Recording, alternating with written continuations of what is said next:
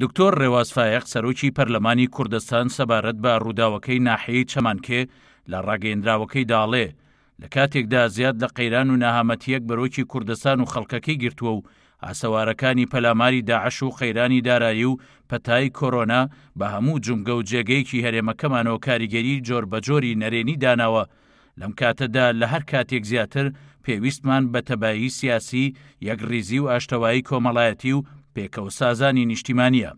باز لەوەژەکە گەلی تێکۆشەری کوردستان وێڕای خۆڕاگری کەموێنە، بەڵام دیسان ماندووی نەهامەتیەکانی ڕۆژگاری زوڵم و زۆری داگیرکەرانە و هێشتا برینە گەورەکانی ناو مێژووی نوێمان لە ئەنفال و هەڵەبجە و پەلامارە دڕندانەکانی داعش خوێنیان لێچۆڕێ.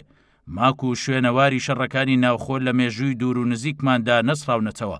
هێشتا وێڕای بەخشینی ڕووبارێک خوێنی شەیدان، بەڵام قەوارەی سیاسی هەرێم و دەستکەوتە دەستوریەکانمان لە مەترسی دەرباز نەبوون و گەلەکەشمان لە ناوچە کوردستانەکانی دەرەوەی ئیدارەی هەرێم لە چاوەڕوانی ئاسایی بوونەوەی دۆخی شارەکانیان و جێبەجێبوونی مادەی 140 دەستورین. سەرۆکی پەرلەمان ئاماژە بۆ ژەکات لەم سەروبەندەدا جۆشدانی ململانەی نوێی خۆبەخۆ و سەرکێشی و بە هەندوەرنەگرتنی دۆخی قەوارەی سیاسی هەرێم و دامەزراوە دەستوریەکانی مایی ناومێدیە. گەلی کوردستان لە بری ئاڵۆزی و گرژی نێوان هێز و لایەنە دژبەرەکان چاوی لە یەکڕیزی و تەباییە، چاوەڕوانی سازانی حیزبەکان و پێکەوە هەڵکردن و قوڵکردنەوەی گیانی ئاشتەوایی نیشتیمانی و ڕێخستنەوە و یەخستنەوەی ناوماڵی کوردیە.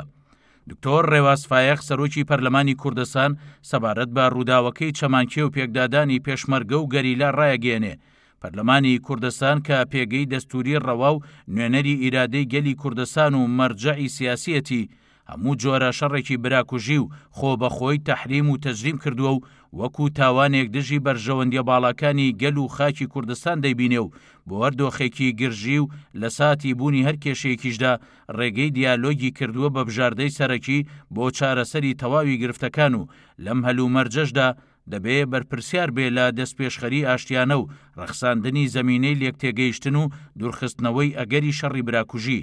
دووپاتی شێکاتەوە لەم ڕوانگەیەوە پێویستە هەمووان دیدی نیشتیمانی و بەرژەوەندی نەتەوەی زاڵ بکەن و ئامانجا بچووکەکانی حیزبایەتی تەسک و دیدی هەژمون خوازی و قوڵبادان بەلاوە بنێن و ڕێز لە ئیرادەی ئاشتی خوازانەی گەلی کوردستان بگرن کە شەڕی خۆبەخۆ وەک کردەیەکی ناڕەوا و تاوان دەبینێ.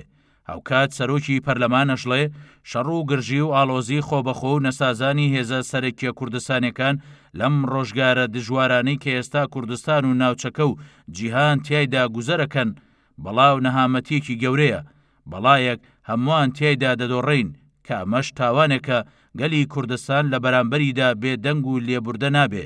بۆی دەبێت لەم ساتە ئەستیارانەدا هەمووان دان بە خۆدا بگرن و لۆجیکی یاشتی و بژاردە سیاسی و ئەقلانیەکان زاڵ بکەن و بیر لە بەرژەوەندیە باڵاکانی گەلی کوردستان بکەنەوە.